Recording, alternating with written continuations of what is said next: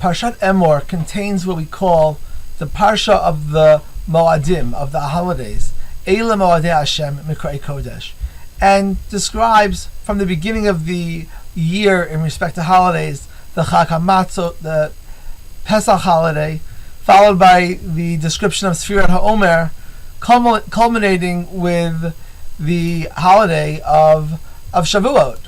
And after Shavuot, we find an interesting pasuk which mentions the law of, or one type of law of charity, of tzedakah, of peah, which is to leave a corner of the field for the poor, and the leket, that which we drop while harvesting, to leave it for the poor.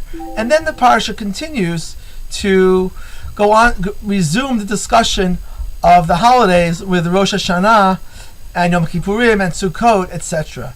So the question we have to ask ourselves is, why in particular does the Torah interrupt the parsha of the Moadim with this particular law of tzedakah?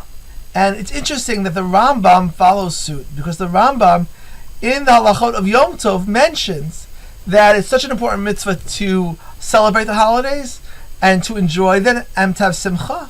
And the Rambam says, "Kashu ochel v'shoteh chayav la'achil l'ger li'atom l'almana im sha'ar ha'aniyim." That when we celebrate and enjoy the holidays, it's particularly important to share with those who don't have.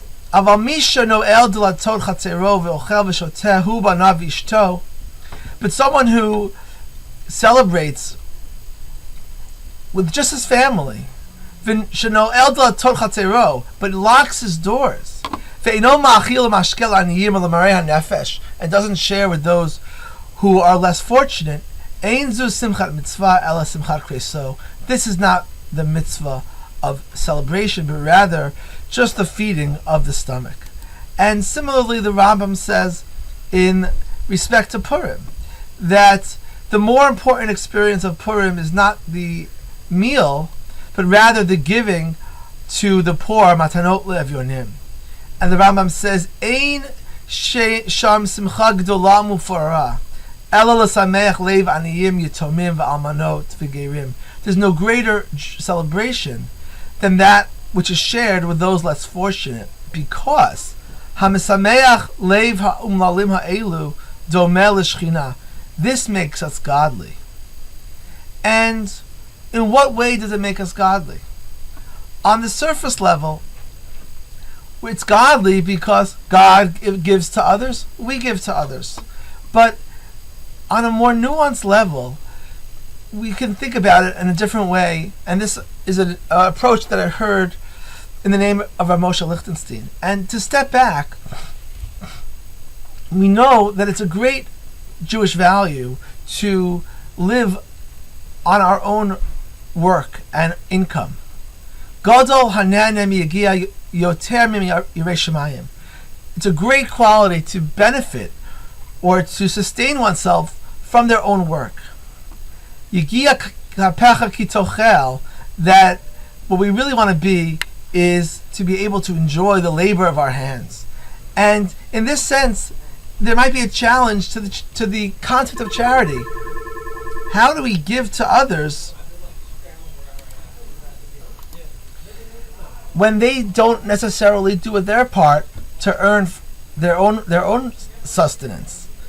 And it's in this specific way that we become godly, because when we give charity to others, we're recognizing that we can give to others who don't necessarily deserve it, because God gave to us, also because we didn't necessarily deserve it. And even if we're people who are nehaneh miyigia kapo, who eat the work of our own labor, but we have to recognize who gave us the ability to do that work, who gave us the opportunities that we took advantage of.